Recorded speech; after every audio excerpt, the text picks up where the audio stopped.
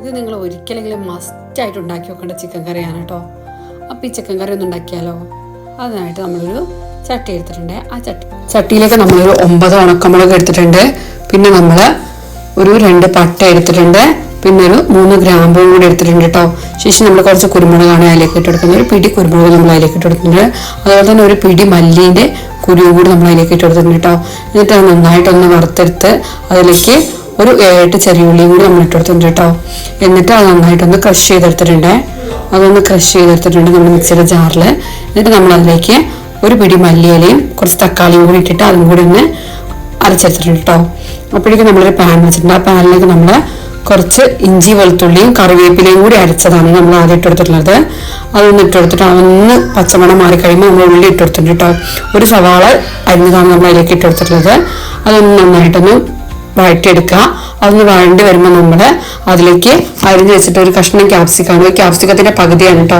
അത് നമ്മൾ അതിലേക്ക് ചേർത്ത് കൊടുക്കുക. എന്നിട്ട് നന്നായിട്ടൊന്ന് ഇളക്കി കൊടുക്കുക കേട്ടോ.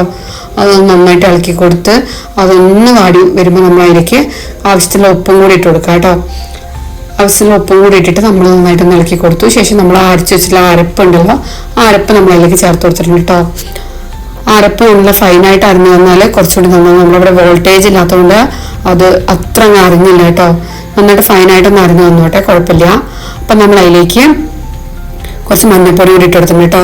കുറച്ച് മഞ്ഞൾപ്പൊടി കൂടി ഇട്ട് നന്നായിട്ടൊന്ന് ഇളക്കി കൊടുത്തിട്ടുണ്ട്. പിന്നെ നമ്മൾ അതിലേക്ക് കുറച്ച് കാശ്മീർ മുളക് പൊടിയാണ് ഇട്ടിട്ടുള്ളത് കേട്ടോ. സാധാ മുളക് പൊടിയല്ല, നമുക്ക് ആവശ്യമുള്ള എരിവ് ഇതിന് കിട്ടുമല്ലോ, ആ ഒരു അരപ്പെന്ന് കിട്ടും. അപ്പം നമ്മൾ കുറച്ച് കാശ്മീർ മുളക് പൊടി ഇട്ട് എന്താണെന്ന് വെച്ചാൽ ഈ കറീൻ്റെ ഒരു കളറിന് വേണ്ടിയിട്ടാണ് നമ്മൾ ഇട്ടെടുത്തുള്ളത് കേട്ടോ. അതും കൂടിയിട്ട് നന്നായിട്ടൊന്ന് ഇളക്കി കൊടുത്തു. ശേഷം നമ്മൾ കുറച്ച് വെള്ളം കൂടി അതിലേക്ക് ഒഴിച്ചു കൊടുത്തിട്ടുണ്ട് കേട്ടോ. വെള്ളം ഒഴിച്ചു കൊടുത്താൽ വെള്ളം തിളച്ച് വരുമ്പോൾ നമ്മൾ കഴുകി വൃത്തിയാക്കിയിട്ടുള്ള 1/2 കിലോ ചിക്കൻ നമ്മൾ അതിലേക്ക് ഇട്ട് കൊടുത്തിട്ടുണ്ട്. ആ ചിക്കൻ നന്നായിട്ട് ആ കറിയിലൊന്ന് മിക്സാക്കി എടുക്കുക. ആ കറി എല്ലാ ഭാഗത്തേക്കും വരുന്നമാതിരി നമ്മൾ ആ ചിക്കനൊന്ന് മിക്സാക്കി കൊടുക്കുക. എന്നിട്ട് അത് നന്നായിട്ടൊന്ന് തിളച്ച് വറ്റട്ടെ.